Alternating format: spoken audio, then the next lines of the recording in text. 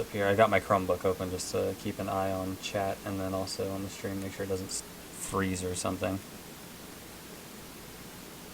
There we go. Okay, so who wants to start? Like, who wants to give the first opinion on clan passives? Yeah, I can do that. I mean, the thing is, problem clan passive.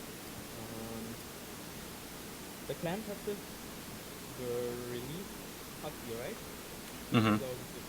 And I mean, from the start, it was clear that, or it was always clear that no matter how expensive something is, as long as you can, for example, obtain it in the item or something, QCS gonna get it, just because of staying competitive in a way. Well, it's kind of necessary to not only refine your gear to 15, blah blah blah. It's also like really necessary to get like all the passives and everything, just to well, yeah, stay good. Mm-hmm. And I mean that's fine, but the problem is just like with the clan passive, they kind of went over the roof. Like, I mean, it all started with in my eyes, it all started with the small passive, Yeah. which were kind of stupid in my opinion. I mean, as a kind of content, I mean, releasing new content is to me not like adding additional passives you have to pay for, you have to buy for, you have to farm it. I mean, that's like new gear, higher level, stuff like that is new content to me, and not like passive except X, passive C, passive blah blah blah, and all that shit. So I don't know. It's kind of annoying, Mm-hmm. and with the monthly passes, I think that's like the the top of useless stuff that you have to now pay monthly just to stay on the top that where you want to be, right? Yeah. I mean, it's not only like if you wanna be like really good in PvP, if you wanna be always on the top, whether in a Creme Arena or in open PvP or in one-on-one, so whatever kind of PvP aspect the game has. I mean, for us PvP players, PvP is the only aspect that counts. But that aside, um, yeah, I don't know. It's just really really annoying, and the problem is like it always when you argue with the developers or with people that support the developers, the first argument was like you don't have to get the passive, right? You don't have to get them. It's not necessary for the game to get all the passives to play the game. I mean, of course, it's not necessary to get the passives to play the game, Right. but if you want to play the game on a perfect level, then you have to get them, right? Yeah. Uh, and that's something they don't see. And I mean, And they it's kind of like, if someone was to tell you, well, you don't have to get a car in yeah, order to travel to work, every day. yeah, yeah, you can Even, take the train. and you live 20 miles away, you're like, you can walk, Yeah, or a but bus. there's a huge statistical advantage, when you have a car, you're able to get to and from work quickly and efficiently, meaning you have more time for yourself. Yeah, And it kind of goes the same way um, with the way these passives work is, yeah, you don't have to buy them, but if you actually want to have fun when you're playing a game that's designed for you to have fun, and you want to be fairly matched with other people who are competitive in the game, then you don't have a choice. Like, it's presented as a choice, but the circumstances around it make it to where it's not a choice. If that's what you want, it becomes a requirement. So if you want to be competitive and you want to be, in like the top 5 clans, it is a requirement. You must buy them. yeah. Ja, dat in ieder geval. Werken is met money. Yeah. Yeah, I mean, it's not. It's if you reach a certain clan size, it's actually not that bad anymore. I mean, like from all the monster passes or something, we'll gain like half of it around from just people leveling characters and doing dungeons. But True, but at the same time, that's kind of where like the rose politics comes into play, and that's where people they go and they look and they see a clan like, like Paragon, or maybe back in the day, like Space Monkeys used to be, or Avon, or clans that used to be big and popular. Well, now that whole dynamic has changed. Now they see a clan like Paragon and they go, oh wow, they have passives. Whereas if I join this other clan who is kind of new, they won't. So just by joining them, I'll gain a statistical advantage. And what that does is it inhibits any other clans from ever becoming a big clan. Because the option is so easy to, or the decision is so easy. It's like, okay, I'm slightly newish to the game, just hit max level, really want to get into PvP, which clans, have the best passives, and they see clans, like Paragon, who monthly have those passives, and they go, okay, that's the clan I want to join. I don't want to join a new clan that I'm going to have to work and pay significant amounts of money and time to get these passives when somebody else has already done it for me. And then later on down the road, when it's time to refresh them, I don't have to contribute very much, maybe $2 worth, maybe, a couple hours worth of farming. But, it inhibits new clans from ever forming because of how easily available it is for them to continue joining a large clan with passives that don't have a large cost for that large clan. yeah, absolutely agree. I mean, of course, the cost became smaller the bigger the clan is, but I mean, the costs are still there. And I mean, so you mentioned something like, I guess Marvin is. I mean, he's getting crazy from managing all this stuff with like clan points. He like, probably is. and everything, motivating people to farm it, doing dungeons, blah blah blah blah blah. I mean, it's really annoying. Yeah, and But the thing is he used to take my criticisms kind of lightly. Like he understood that it was just a criticism.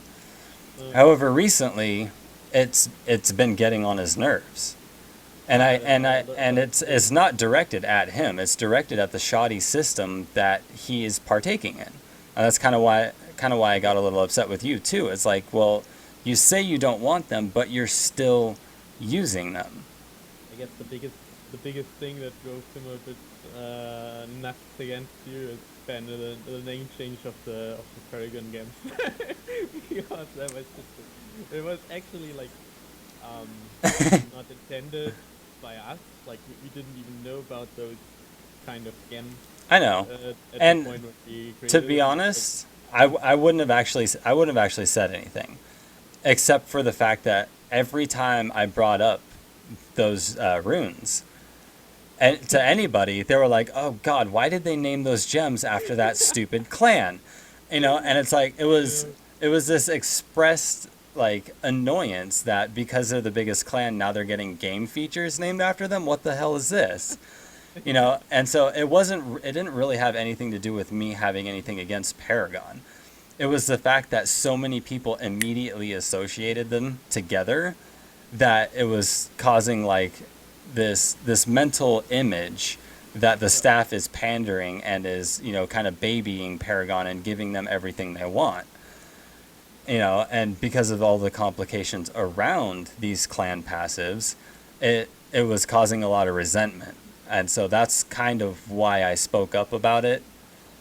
And I think what I think is even more hilarious is that they went with the term paradigm, because originally what I wanted to do is I wanted to create a clan called Paradigm, and it was like an intelligence kind of guide and stat build sharing kind of clan, doing research and stuff like I do on Pegasus.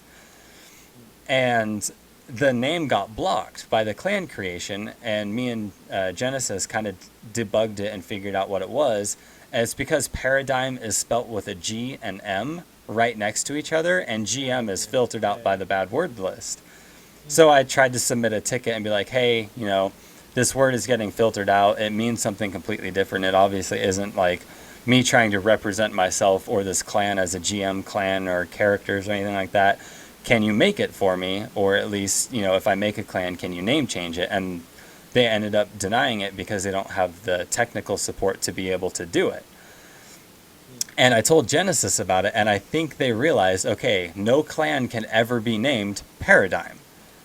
So if we name these gemstones Paradigm runes, then they can never be associated with a clan or a character. So I mean, instead of just like blocking the name of the gem.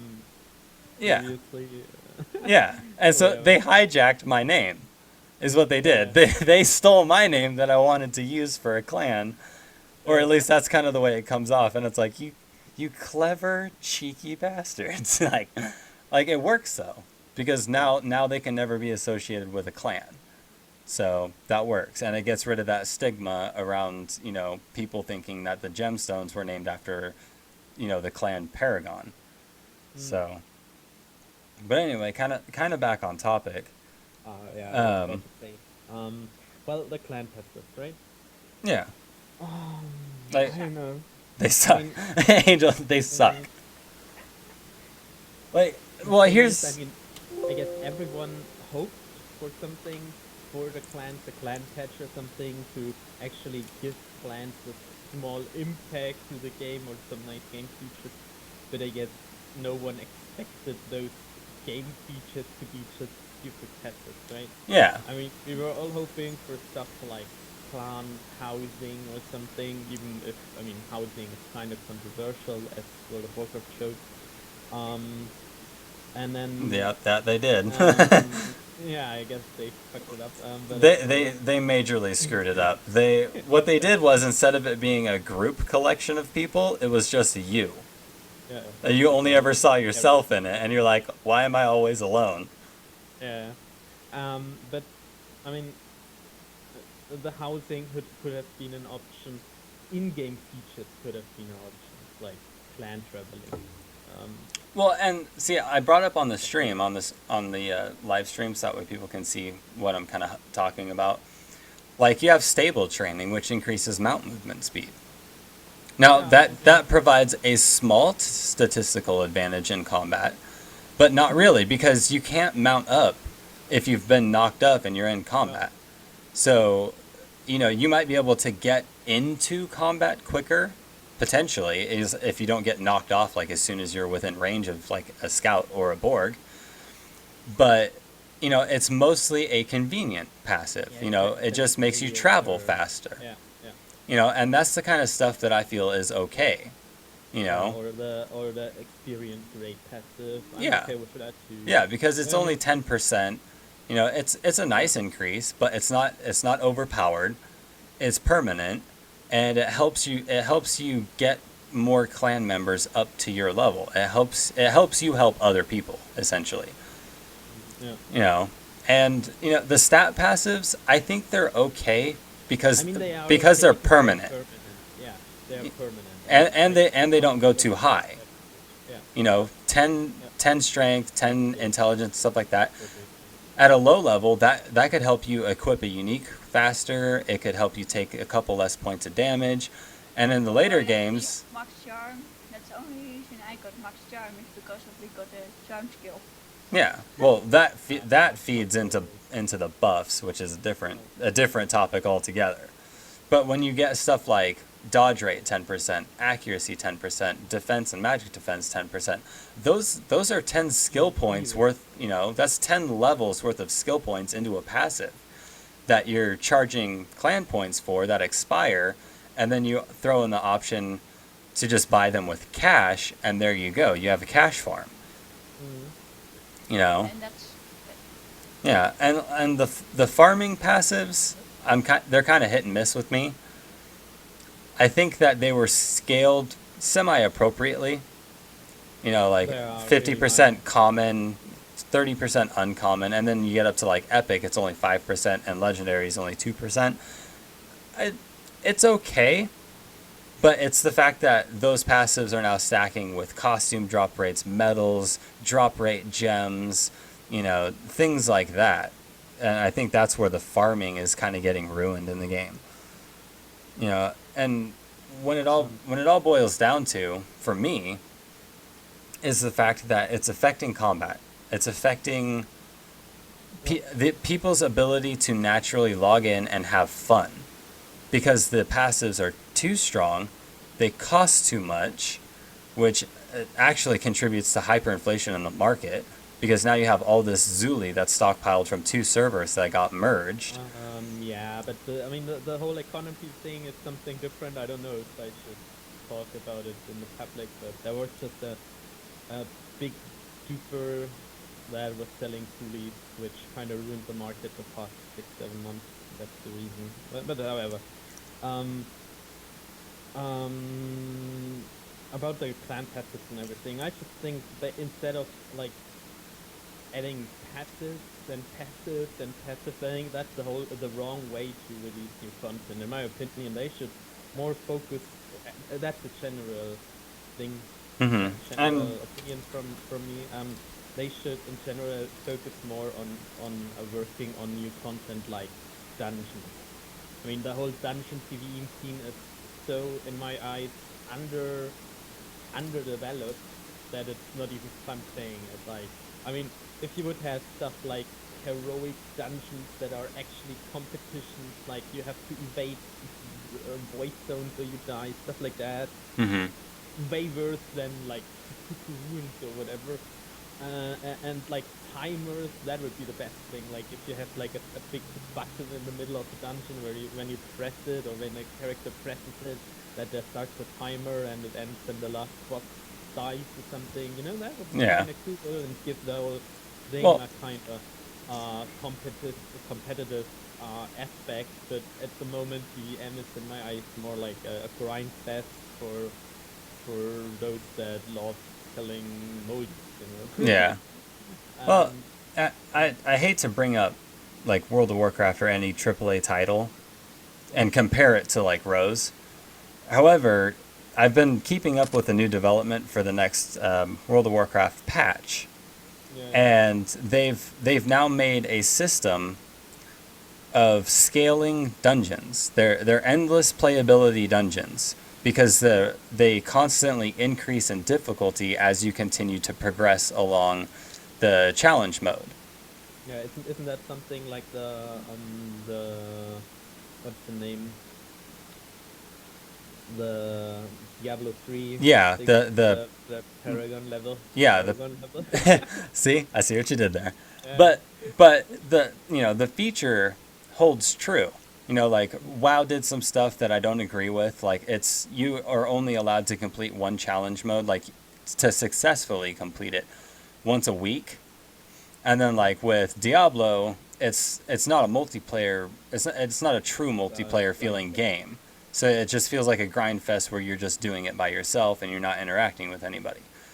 But I believe that Rose can incorporate that with just a simple combat rating stat. Like right up in, and I kind of talked about it a little bit earlier before you joined the stream.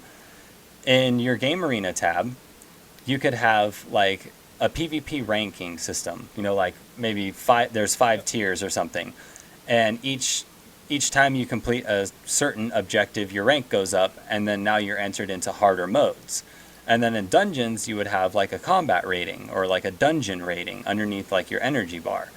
And each time you complete, like, say, Tsikuku Catacombs, and you beat it within, like, 15 minutes, your rating goes up. And the next time you do it, you might still have that 15-minute timer, but now the monsters have been buffed by, like, 5%. Like they have a 5% PVM offense and defense added to them. And then say you finally complete that 15-minute goal, you go up again in another rank, and now they have, now you still have the 15-minute timer, you still have their buffs, but now they're given like extra abilities where they can like heal the boss, the ads can heal the boss, or they can buff the boss with like temporary statuses, or there's extra traps added around, or certain statuses are increased, like healing reduction that you receive. And it can just continue to progress that way. until it hits like this kind of natural cap where only like literally the absolute best of the best are ever going to be able to even, challenge that mode and potentially beat that goal and get into the next rank that's just like a godly hard mode that almost nobody could ever beat until like say the next gear expansion comes out with a level cap increase, and then bam, suddenly you have all these people who are trying to race to be the next, top of that thing. And and in order to relate all of that together to what we're actually talking about, the clan passives, they right now the way they're working, they would interfere with that natural progression, because you would have these clan passives contributing to people being able to complete those challenge modes faster and easier. You have the PVM 10% offense and defense, you have the PvP 10% offense and defense, you have like the stun, sleep, mute resistances that might interfere with the mechanics of dungeons, or like new challenge modes in PvP. Like they could add extra objectives to PvP, but that would still get interfered with by these clan passives, because they're still adding strength to characters who have them and providing an advantage over people who just simply don't. I mean, the thing, in my eyes, the worst thing of those passives is that everyone, like, it basically forces you to do two things. The first thing is to buy every month those passives, no matter how it be. Like if you farm it with dungeons or PVM or leveling, okay, Mm-hmm. it's okayish. Buying it's okayish, but it's way too much for the impact it has. I mean, It is. yes, 10%, everything is good, but like you have to actually buy it. Like let's say if you buy it for US dollars, it's like 250 US dollars per month that you have to invest to get all the passives for your clan, Mm-hmm. all the necessary passives, let's say. And it's just, I mean, for some people it's reasonable, but but for the majority of those players it simply isn't, right? Yeah, And it's not. in my eyes, they just focus every, like, for the past 3-4 years, they just focus on the wrong stuff. Instead of like doing um, focusing mainly on stuff like balancing. I mean, as much as I love balancing, because some things just tend to go out of hand, especially in PvP. Mm.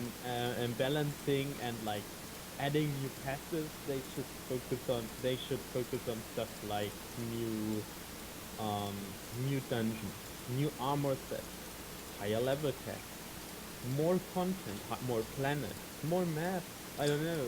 Well, and see, that's the thing is, I'm sorry to interrupt. I really am. Yeah. I wanted to interject before you move past that point, is that with things like scaling dungeons and scaling PvP modes, they could provide, higher level, or not higher level, excuse me, stronger gear, stronger weapons, stronger maybe substats or gems, and they could just continue to progress along that way just by simply incorporating that feature. Because the amount of time that it would take to develop that feature versus the amount of time that it would take to develop the number of dungeons that same feature would accomplish by itself is significantly less time than to develop the dungeons. So if they were to simply incorporate a scaling progression system for the dungeons and PvP modes that provided, better gear, better weapons, better gems, different set stats, maybe, like things that you can, they're all things that you can only get from getting these higher level achievements. Yeah. So, and that right there, just incorporating that feature would open up so much more development time, because so many people would be busy with that feature that while they're busy with it, they would have a large amount of development time to do the new planets and to add more game modes for like PvP modes and more dungeons, and work on balance and other features like that. So working on a feature that extends replayability and continues to add challenge as it naturally goes along, I think is the better option instead of just focusing, like, just, putting your nose to the grindstone and making those new dungeons. Uh, But I completely agree that more time should be spent on those aspects. I mean, if we ignore the passive and look back the past year, the amount of new content released is kind of disappointing, right? I mean, I'll give them credit for getting Game Arena going, but it seems to have petered out. It seems to have slowed way down in terms of development, and I want to associate part of that with the population, because right now, like AA, it only runs during certain times of the day, because that's when we hit peak population on the server and there's enough active people to get it to go. Whereas with Crystal Defenders, it had a lower maximum player cap, I think, didn't it? It had. Yeah. Seven. Yeah, so it could start with less people, which extended that amount of time that people would be playing the game mode. And it kind of it naturally progressed that way. But because Akram Arena has a higher point cap, nobody wants to play Crystal Defenders, because they take approximately the same amount of time to play the modes, but one rewards more points. Yep. And so it's like, I think when that shift happened, they're not realizing that the only reason that game mode is slowly kind of petering out is because the large amount of players it requires to get the most popular game to run, and they're not recognizing why that game is popular. And that game is popular because of the higher point cap. That is literally, aside from the slight amount of nostalgia from Union Wars, that's the only reason that game really runs that regularly. The game was running instead of the Crystal Defender at the start, because, which basically made it popular, was because of Crystal Defender had some kind of bugs in it. Like, you had horrible lags. It was literally unplayable. Yeah. And I mean, I think that fixed. I think the kind of problem with the Crystal Defender doesn't appear anymore. But yeah, I don't know. In my opinion, the first thing they should do is remove the monthly passive. Why should they do that? Simply because it basically forces people into big clans. It does. An argument that I brought up like at the start when they released it. I kind of stopped talking about it. Well, simply back- because it's so frustrating arguing about that with people that are so convinced of that kind of. Well, and the thing is back then, when you had that initial opinion, the maximum clan size was smaller. And over time, they've made it worse by increasing the maximum clan size. They've only fed into it more and more and more. And like I'm kind of fine with seeing it stop where it is, and just kind of dealing with the damage that's already been done, because it would be unfair at this point to take that away and have Paragon have so many X amount of members get forced out of the clan that they might have even paid money on boosters or in clan point boosters for the passives and effects in order to fix the problem. So the damage is done. The next question is, what can they do to remedy it? Is there a way to incentivize more people to play in potentially a smaller clan? And part of one of the suggestions that I had made is that the cost of these passives be directly linked to the maximum roster size.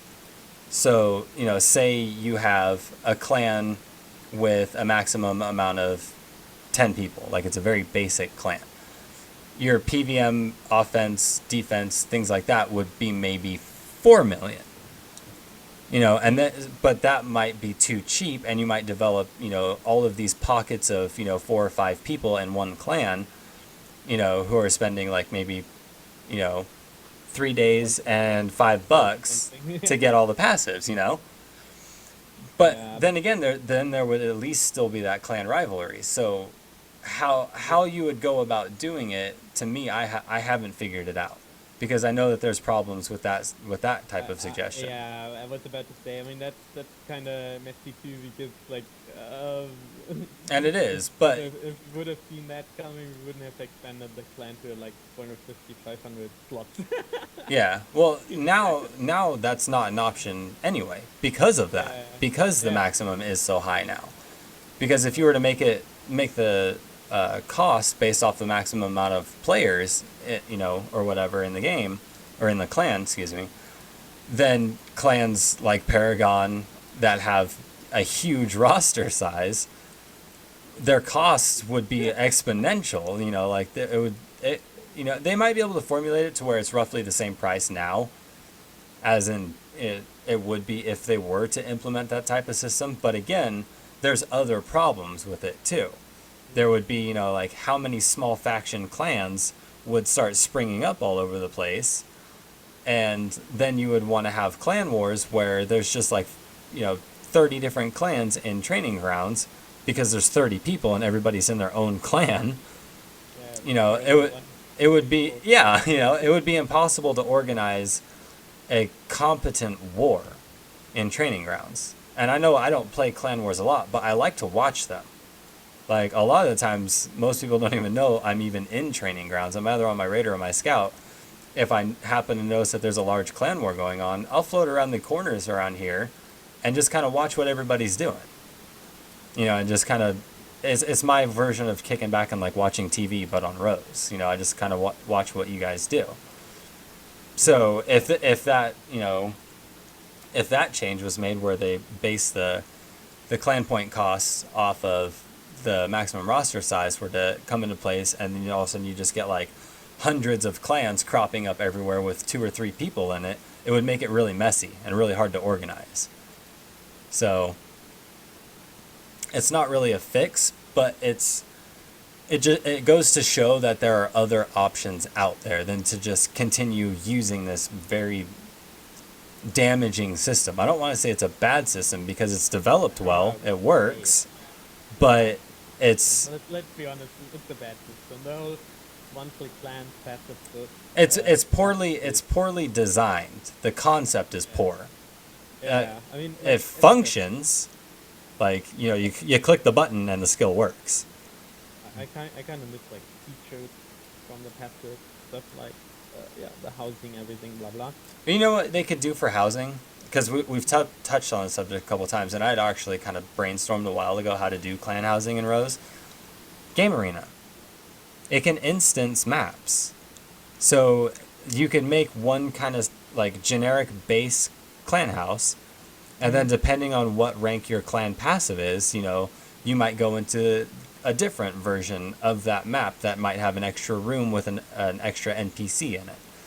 Yeah. And whenever you want to go into the clan map, you just go to Game Arena, hit clan map, and then queue, and it'll just port you into your clan map, and whoever's there will pop in with you. Yeah. You know, and that's how you could incorporate it without having any problems about, you know, needing actual open world space for clan houses. Just use the Game Arena system. Yeah. And like, for example, I mean, features they could add are like stuff like NPCs like Kroon and all the hated NPCs. from Yeah, you know. I mean, features like that, Smith. You know, 25 stuff. million clan points, you permanently add a smith to your clan house that can do repairs and refinement. And like the next thing they could add is like a portal, like in Gigaruka and Luna, Yeah. and you like you get additional options for that portal. For like different options on different planets. Yeah, like additional maps, additional points where you can spawn whenever you upgrade that portal. Like let's say Junon, Sand, Desert of Death, I don't know, Gorgeous Silence, stuff like that. You know, like Yeah. the more clan points you spend, the more options for those portals you have, and Yeah, and stuff like that, I would love to see stuff like that. I personally would pay money to build a clan and to, every once in a while buy a couple clan point boosters from the item mall, I would have no problem with that because those are features.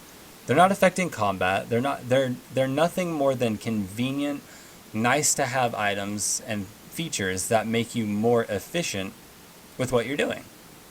Yep. And there's absolutely nothing wrong with it to me.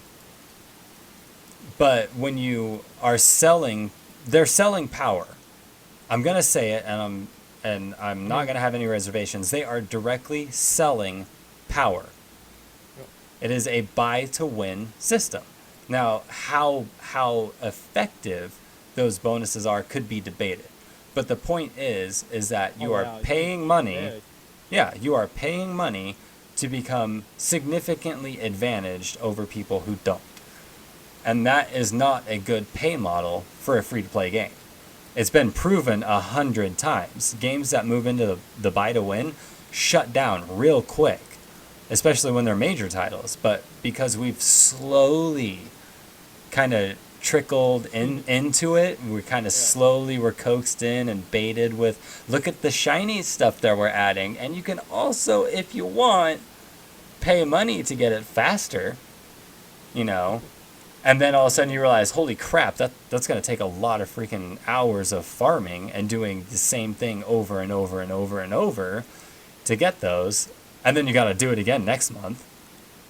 Or you could just shell out $25 and get, a 10% PvP advantage and a 10% PvP defense advantage. So it's... I think when it's on sale, I think it's like $32 or something to get both of them from the Clan Point Booster Pack.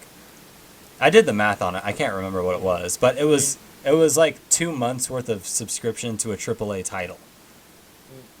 So I was like, do I want to spend $30 or do I want to keep two more of my, do I want to keep my Netflix subscription running and maybe go buy, a pay-to-play game that I don't have to worry about, buy-to-win crap. When the prices are that high, that's when you start convincing people to leave and play a different game that has the same monthly cost, but you don't have to worry about buy to win. You don't have to worry about constantly refreshing all this crap. You don't have to worry about imbalances and these awkward systems that they have in place to generate money, And that's where they can get into dangerous water, in my opinion, with these clan passives. If they become too expensive, if this type of pay-to-win content continues and progresses to where the cost is so high that you might as well say, screw it, I'm going to go play a different game now, that's when they could legitimately start losing players. And players that pay, players that have money and do pay, but they could force that paying customer away. And that's where these passives are going to cause damage if it continues. I mean, in my opinion, the damage is already done, Well, obviously the damage is done, but it's not too late yet because the servers are still up. They can fix it. They can remedy it, and they can just cut out the crap, the stuff that's not working. Angel says, but for how long? They can just take a knife and just slice off everything that's not working and put in a proper fix. And the quickest way to get a jump start on it, in my opinion, is to just axe out all the temporary passives. Like, just say, not cut them out right now, like, have a patch and then just get rid of them. But let them all time out. Like, you can no longer purchase the skill. But anybody who has it can at least enjoy the remainder of that temporary skill until it expires. Yeah, the thing, like... Unless, you've already managed to stack up, like... Maybe Paragon has a year of those temporary passives. You do, don't you? You do. Maybe. Yeah. So in that case, a refund might be in order. But that would be also really hard to manage because how many points were farmed versus how many points were paid for. One clan is different, man. It is just one clan, but if Marwin ever heard you say that, he would instantly put me on KOS in TG because it's me. And he would wiggle his finger at you with a very stern look on his face, like, "Don't you ever say those words again." I know. But No, but you know, I- it's the truth. It's the truth, and trying to ignore it or defend it isn't gonna make it go away. yeah.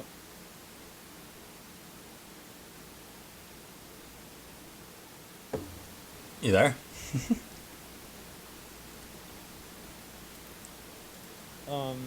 Yeah, I don't know. I think they should just get rid of that bullshit. I mean, the clan passive are. I don't know. Yeah, You know okay. what? You know what? You know what? Actually, be a good alternative to have them design all the new feature ones, right? Hmm? And then place them in kind of an intelligent way on the spreadsheet, on the skill sheet for the clan passives. Place them intelligently by order of like importance or feature enjoyability, and then just switch them over. So if you have a year's worth of, say, you know, stun resistance or whatever, it would transfer over to you have a year's worth of no refinement costs, free repairs, free storage, and, you know, like maybe a skill that has like a 5 minute or 30 minute cooldown to access your storage. Well, You know, like Yep. they could just switch them over I to, mean- like, to whatever they do decide to add as new features. yeah.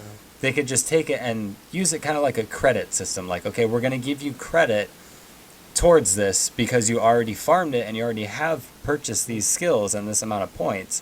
And we're going to go ahead and just credit it over to the new things for you. So, like, Paragon would immediately start off with probably like a max rank clan house with almost every NPC and option in the game preloaded for like a year or whatever. You know, so you wouldn't lose any of the benefit of the things that you've already spent and earned in the clan, but it would get rid of the problem skills. It would get rid of the passives and solve the issue. I totally think that the passives were the wrong way to achieve what they tried to accomplish, with like giving monthly effort or monthly content to farm to achieve. I think they should more focus on more interesting stuff like the PvP ranking system. Like, for example, top 100 with people who, I don't know, have the best kill death ratio in game arena games. I don't know, fastest dungeon run, stuff like that. You know, that's stuff people enjoy playing and enjoy achieving. It is, and there's nothing wrong with it because it's like getting badges and medals on like Call of Duty and stuff. People they pride themselves on it. They're like, look at what I have earned. Look at what I have accomplished. You know, and certain parts of that will work just fine, and then other parts there should be a physical reward. Yep.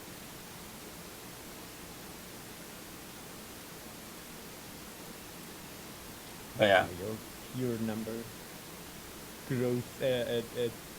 Your the number of people watching stream increases more because about passive. It's because we're on Pegasus and we're not really doing anything. I've noticed the pattern. Sundays are normally pretty active, but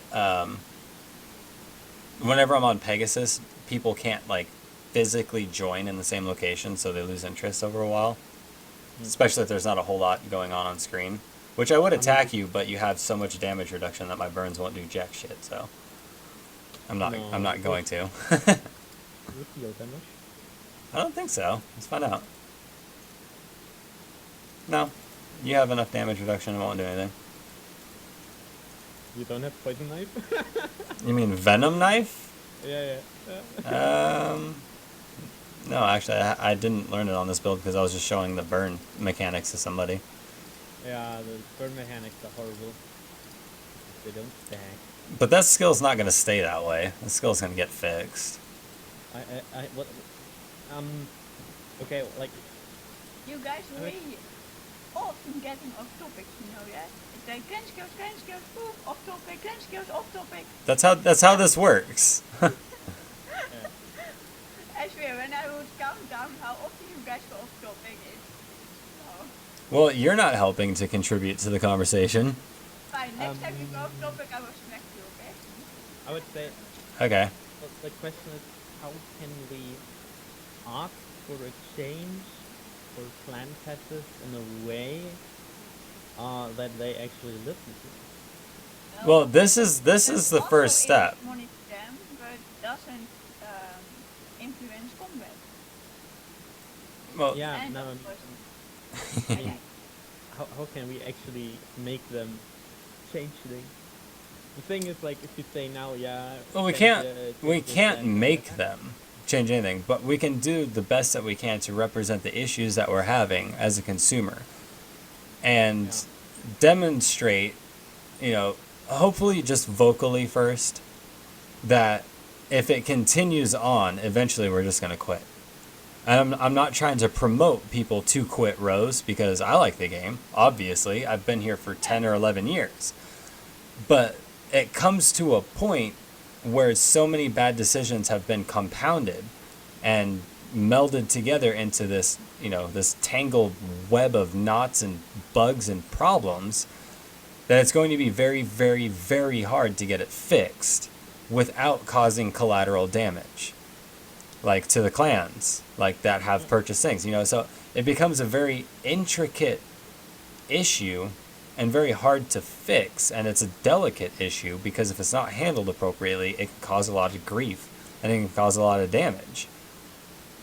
But I think the first step is to really show that we're not just flying off the handle upset. Like, we didn't just have a bad day and we're raging about it because, we had issues with X and X, balance issue because of these passives, anything like that. We have to be able to show that in a calm state of mind and, in a good frame of mind, that we still just don't agree with them, that we still have issue with them, that that it's a problem, and that we're trying to calmly express that even with our best moods in place, even in the best mood, we still are upset about it. Yeah. So, I mean, the only way to really do it is to get people like Marwyn involved, to get, the representatives involved, to start kind of not polling people, but asking people about it and quoting them, from either screenshots or on the forums, and, just collectively and calmly, post it into a single thread, and just to show the amount of feedback that's like, hey, we appreciate the work that has been done, and we want a good clan system, but we disagree with what is being given to us, and we are eventually going to lose interest in it, and we eventually it eventually might cause enough problems that we are forced to just give up and leave. Because as long as everybody is voicing their opinion and expressing that it's no longer acceptable in the form it is. From the start, but yeah. Yeah. But that has gotten worse. It has been, it is exacerbated to the point where now it's a very big problem. And it needs to be represented. It needs to be shown that people, even people who are partaking in it, even people like Marwyn, who I know he's proud of his clan, because he wouldn't get offended at my my average criticisms about the clan if he wasn't proud. So I know that he treasures his clan. He enjoys the idea of a good clan system, and that overall he really likes clan wars and PvP and things like that. But I would be willing to bet that even he is just tired of trying to manage all these temporary passives, all these combat passives, and the money involved with it. It's probably got to be weighing on him by now. Because if he can't even take slight criticisms like me complaining that you guys are accepting trolls, people who are very toxic in the community, into Paragon simply because there's so many people trying to get in that he just can't manage them all. And he takes offense. He took offense to that. The other day in training grounds, he attacked me and was killing me because he was saying that I was insulting Paragon. And I was like, okay, look, I understand that you took it that way, but it was never meant to be that way. And I think he was too pissed off to want to listen at that point, because I tried to explain it to him, but he didn't really want to listen. He was in a foul mood, I guess. And I tried to explain to him, I'm like, look, it has nothing to do with the clan. There's nothing wrong with your clan.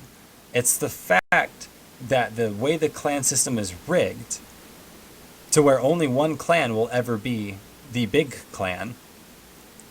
And it's gotten so big that you now are accepting toxic members who are ruining Paragon's reputation. There are people in your clan, and I've tried to tell you a number of times, there are people in your clan that give Paragon a bad image. Mm-hmm. You know, they're trolls, they're PKers, they're... I'm not going to name names off the top of my head because that gets me killed all the time. Okay. I've learned my lesson about it, but trust me, there are people who will literally fly off the handle. Or will try to hide behind like some type of a fake facade. But when I point that out, and it doesn't have to be a lot, it can just be 3, 4, or 5 people out of the 400 X amount, whatever that you have in the clan. Those 4 people going into like Desert of the Dead or a leveling zone or ruins and PKing people or kill stealing bosses, things like that are aggravating things. Like, you know, some of them are acceptable, like boss farming. It's competitive boss farming. Get over I it. was about to say, I don't mind You know. boss farming. I mean, PKing Logis is kind of poor in It's, my eyes, but you know, they have fun with it. it's not a bannable offense. It's just you know, it's a socially unacceptable thing to do in large quantities. Like, you know, if you want to run through and clear ruins once for fun or whatever, okay. But when you're in there for 5 hours preventing everybody from playing, that's a dick move. And that's the kind of behavior that will give a clan a bad image, or will give a lot of new players potentially this mental image that, wow, that clan is full of jerks because they sat around for 5 hours and wouldn't let us play a game. You know? And that's the kind of thing that I was trying to point out to him. I'm like, look, there are people like that in your clan, and you're not dealing with them, and it's causing a bad image.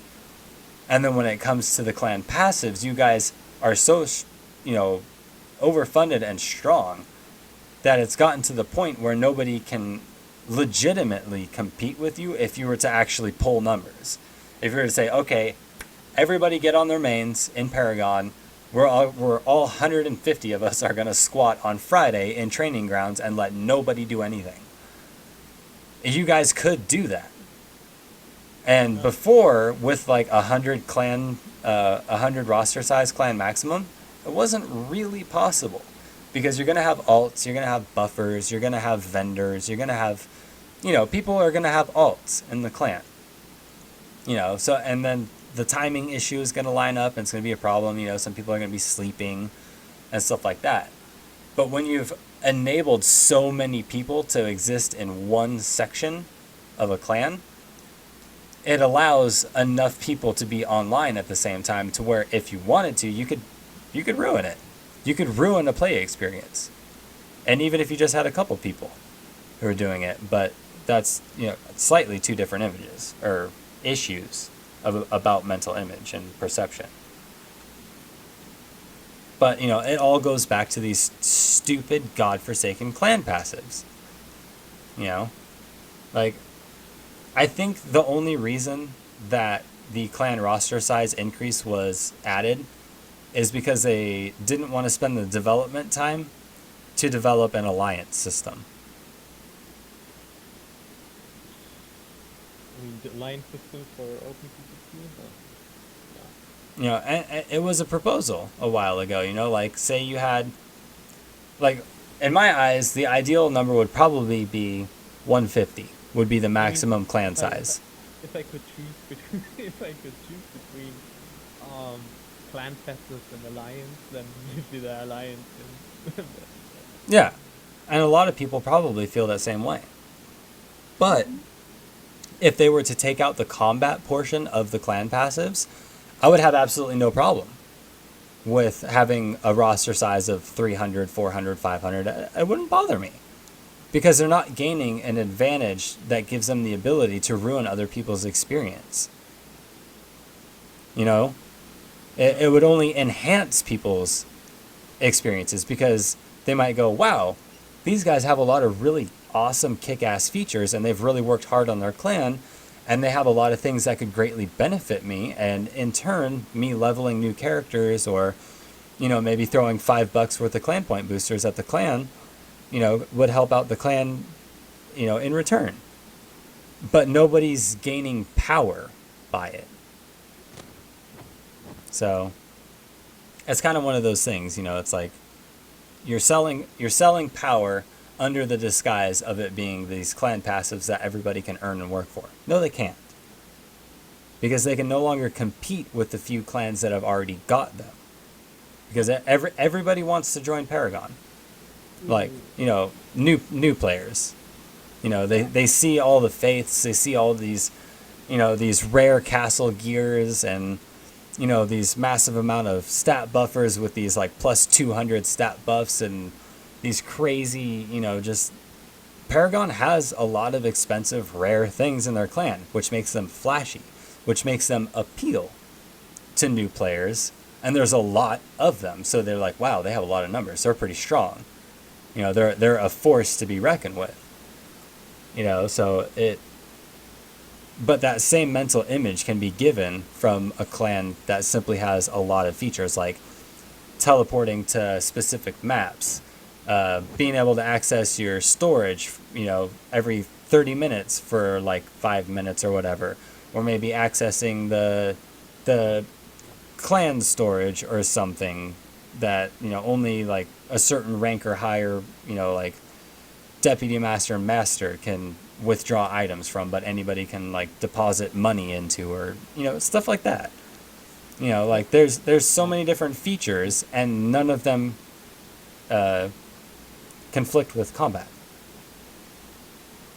So I don't know, that's my take on it. I think that there was a better way to do it, and that if it's not fixed soon, then clans as they are effectively useless, except for the like maybe top 4 clans. Everybody might as well just join one of the top 4 clans and call it a good game. Yeah. So that's the development that criticizing as soon as they brought it on the live show. Yeah. And I mean, Now, here's the other thing about passives, like, because I know you have the same opinion of it probably, is the honor and valor passives that are also sold, if I remember, they're sold in the item mall shop, right? The little 2%ers and stuff. Yep.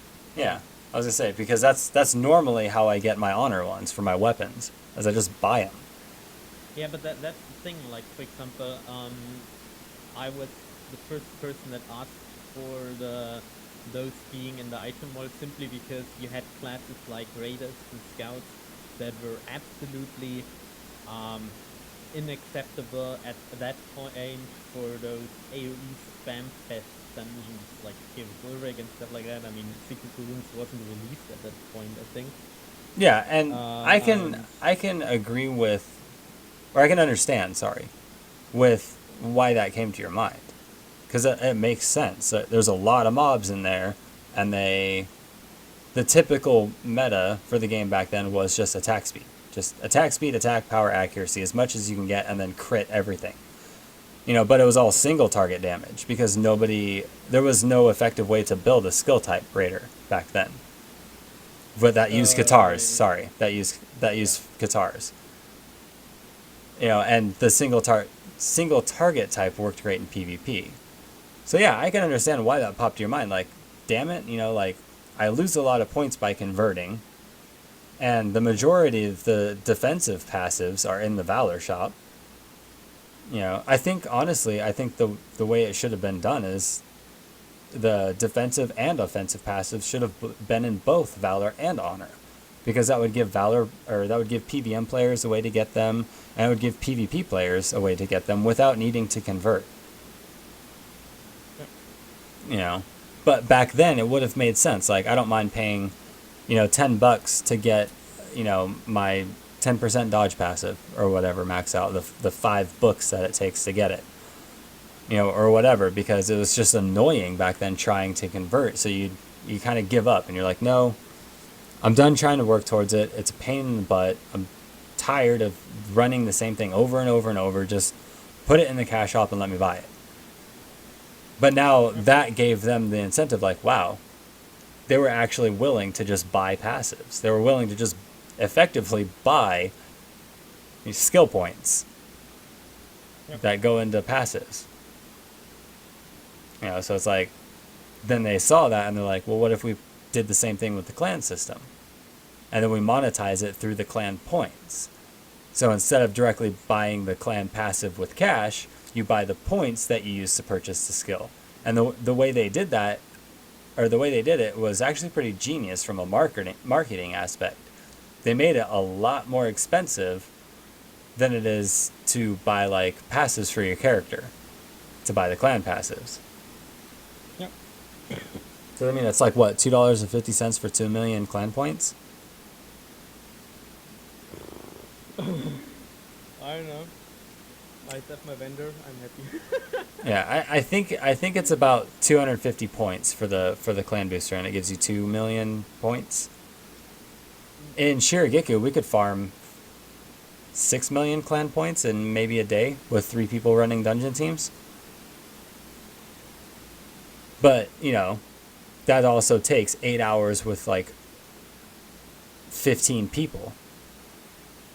So that's a lot of hours when you calculate it all together, compared to just $7.50. Boom, done. Yeah. I noticed yesterday I did a lot of dungeons and I farmed myself 1 million clan points. Yeah, like it's I know it's that possible, was but possible. how many dungeons did you do? I don't remember. I did spend with some Bergen and other random people. I was like, hi, hey, do you want to do dungeon? I'm like, sure, just take me. And then hours later, I was like, whoa, what just happened? Yeah, well, that's how they farm. But at the same time, like, there's other mobs. Like, if you go farming on Orlo, and I'm not promoting people use bots, but if you were to just sit there in an AoE at a respawn point, you could farm almost the same amount of clan points by watching TV and clicking on your keyboard 1 2 3 4 1 2 3 4 on repeat. Just throw up some cleric flames and just sit there just tapping your fingers on the keyboard, and you'll farm clan points. Well, that doesn't go that fast because I'm doing a level experiment, and the lobby is leveling by itself, and the clan points are going really slow in that clan. So, Yeah, wait till you get to Orlo, and you're sitting there at the Mastix spot, well, because the commander types give you 750 points per kill. I still need to finish Luna, so I think it will take some time. What was that, Matt? I leveled last month 6 characters, from level 1 to 200, and it gave us, hold on, let me go through the clan list. It gave us 5 million each. Yeah. So 30 million clan points for leveling 6 characters from 1 to 200. Of course not potting. Yeah. And then if you wanted to convert that over to item all points, that's $15. Yeah. Kind of sad, right? I mean, if you consider the time that you... The amount of time and effort and like gameplay content that you went through. Oh, $15. You can get that. Yep. It's like, are you serious? That completely undervalues everything that I was doing for this last several weeks. Yep. So, and it's all in the namesake of getting these clan passives, which I kind of want to say we've really, I think, hit the high point of the conversation about it. So I think right now would probably be a good time to end the recording, and then if we want to go back to Yeah. it later, we can always Discuss return. other parts. We can discuss other aspects now of let's say the upcoming patch if you want, or whatever you want. But we can of course also stop discussing, or even if there was any discussion, I mean, we all agree about the Well, we all come from different. We come from different opinions, but we all have a consensus that matches, which is that Yes, it sucks. yeah, which is that these passives suck.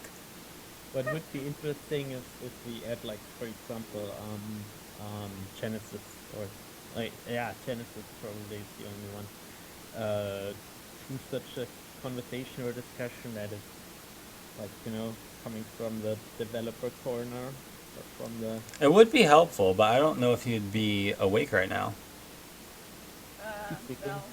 Well, I was say he's normally awake when it's daytime here. weird. He's Because sleeping.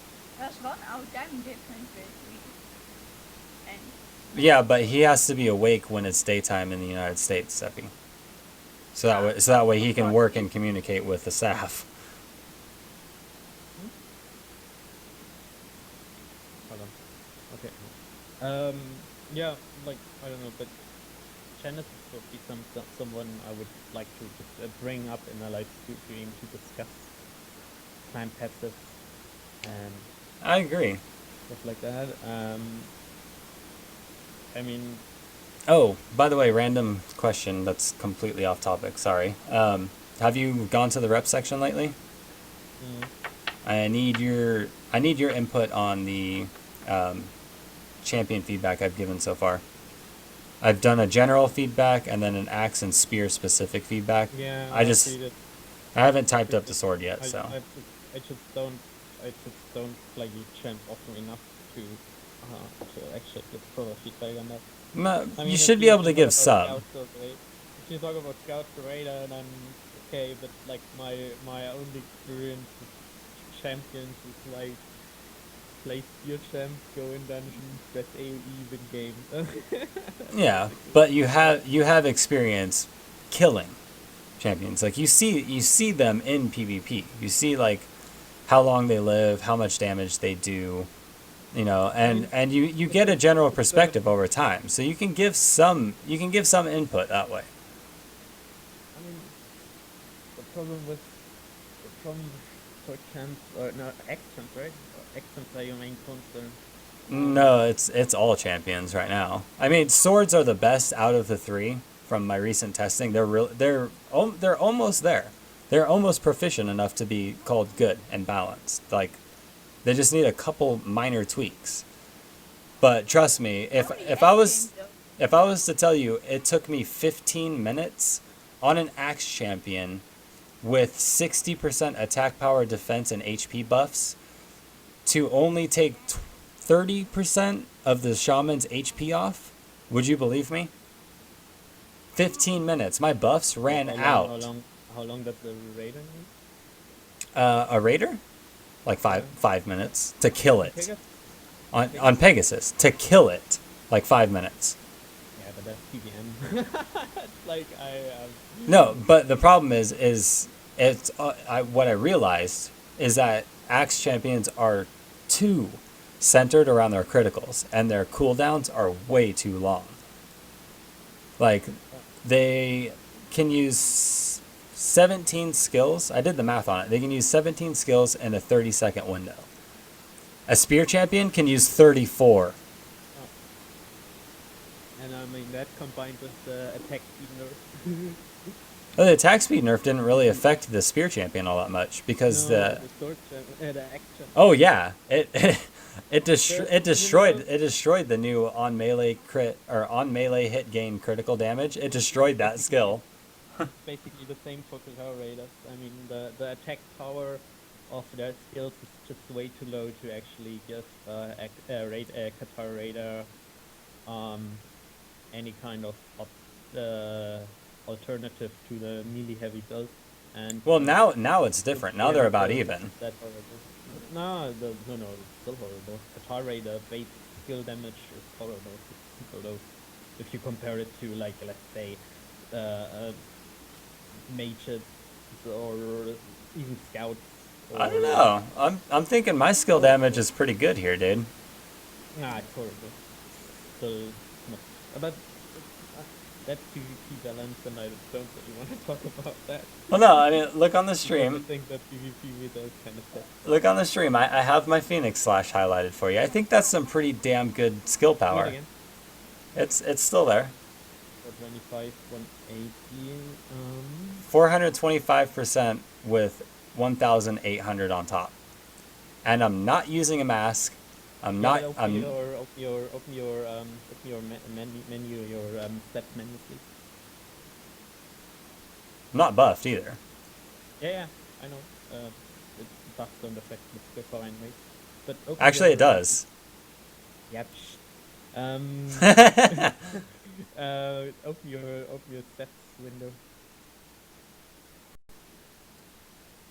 There's a Stats, delay. Window.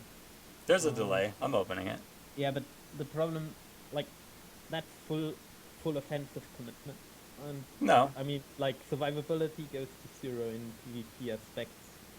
Like, if you play with like 425 plus 1,800, you would die in like. I don't have a chest. I don't have my chest gem. I don't have anything in my boots. I'm not wearing a mask. I'm not using any gem in my weapon, and I'm using a recovery back shield. Yeah. And I'm using a less But you than have- preferential Yeah, jewelry. I mean, to get that, you have really low dodge and defense. Oh, I don't need dodge or defense. That's why I hide, and that's also why I have. Let me pull it open. Forgot what the exact number was. Right now well, I'm missing a lot actually. Right now I have a 46.84% accuracy down. And if I want to, I get 2 stealths. I get stealth and camo. Yeah, but still, like, to get that high skill power damage, you on a spear champ, no, on a Pepari, you have to sacrifice a lot. That's for example something. For example, the Luminous is an awesome set if you go full glass cannon, but You want me to put on Glorious and show you the numbers? yeah, because you simply can't afford a melee playing in a Luminous. It's just way too risky. You can do that on a champ with Okay. like full HP passive. Here's Have like 30,000 experience, 30,000 HP. It's okay-ish, but on a Qatar Raider, you simply can't play it the way you are wearing it right now in a PvP aspect. Yeah. I went ahead and put it on. You should be able to see the numbers. It's 375% plus 725. Yeah, and I'm at 310 plus 705. That's with your impact arrow, right? Yeah. Check this out. It'll pop up on my screen here. I'm gonna go ahead and move this over, that over, and there. Okay, so I've got the 375 plus 725 on Phoenix Slash. And then I have 375% plus 670 on Screw Attack. And then I have 285 plus 655 on Flame Slash. And then I have, that's the wrong skill, that's my first skill. Flame Falcon is 285% plus 690. And if I was really so inclined to finish this build somewhat properly, my triple slash sits squarely on 200% plus 840. And that's with, mind you, a 46.84% defense down. So I cut your defense in half. Yep. So Yeah, they're still playable as a skill build. I mean, Inglorious. Playable, but I'm still, it's still. Yeah, Scout, yeah. Come on. Scout is really the tank you should. I know, but that's glorious. That was me not using Lumi. Yeah, but yeah, Lumi is kind of I mean, I would only ever put Luminous on. The only reason I had that on was just to min max. But the only time I'd ever put Luminous on is if I was trying to kill like a champion. there's some classes you can play Luminous and be fine with it. I mean, The mages, Artisan gun, can excuse now me it's not bad. Cannon Artisan can use it. Yeah. In fact, that's the only set they can use. Launcher Borg is awesome too on Luminous, but it's very squishy. Yeah. Yeah, I guess the mage is one of the best. Battle Clerics in the new meta can. I found out they can actually cause a lot of skill damage using that thing. But I think the best way to do it, if I remember right, I didn't test on the Cleric very long. Yeah, I mean, It was like a that- half that- Lumi, half Shiv. That battle clerics you kind of have to now because of the nerf of the attack speed.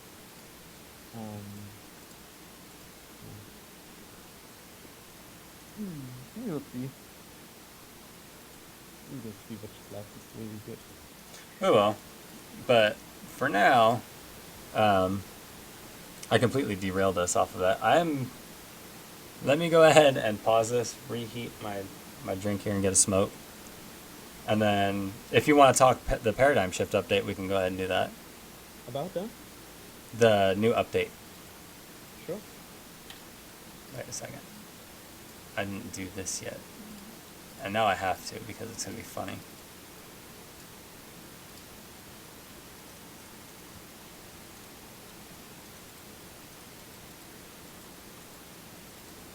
I actually missed Angel.